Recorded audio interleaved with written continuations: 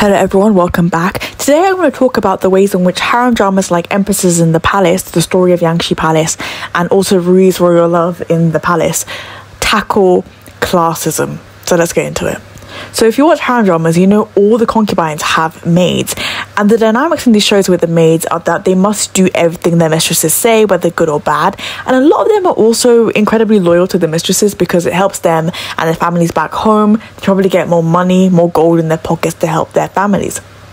But I want to concentrate on the good mistresses and how even if you're good, if you're noble and I have to treat you in a particular way, and we're friends, those relationships are still very much transactional, and your kindness is dependent on how much money you have.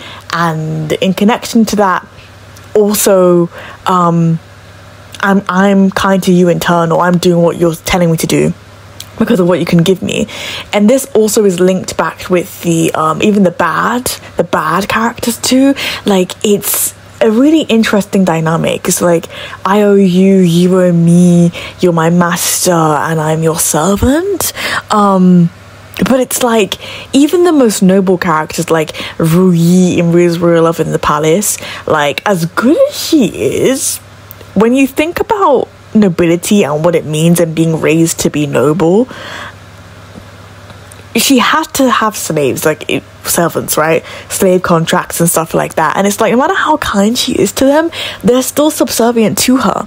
And I think when I was watching it, I thought there is a part of her that I don't think can help but feel superior.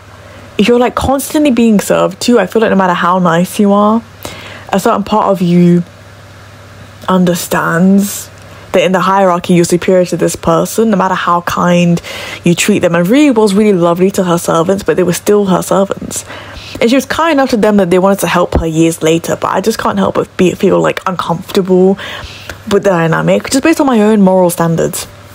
And even with Yanxi Palace, when the female lead became prominent, had her own servants, the dynamic is the same. She's like, I used to be a maid, but it doesn't really matter. Her status has changed. And even in Empresses in the Palace, you know, one of the Zhen Huan's maids is her half-sister. And that dynamic, the whole show, I was just like, you know, I don't blame the sister for being jealous as she was, because they're related, but somebody has a completely different, like, fate to you, and you're supposed to just kind of, like, lie back and serve them. Like, I don't know if anybody else has thought about this, but just like the dynamics of even the best characters, because of the hierarchy, is always going to feel super odd to me, and I just can't help but feel like that.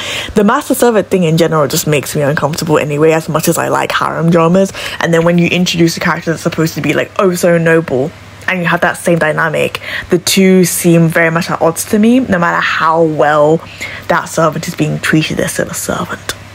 Let me know what you think about this in the comments below. If you like my channel, please like this video and also subscribe. Thank you so much. Bye.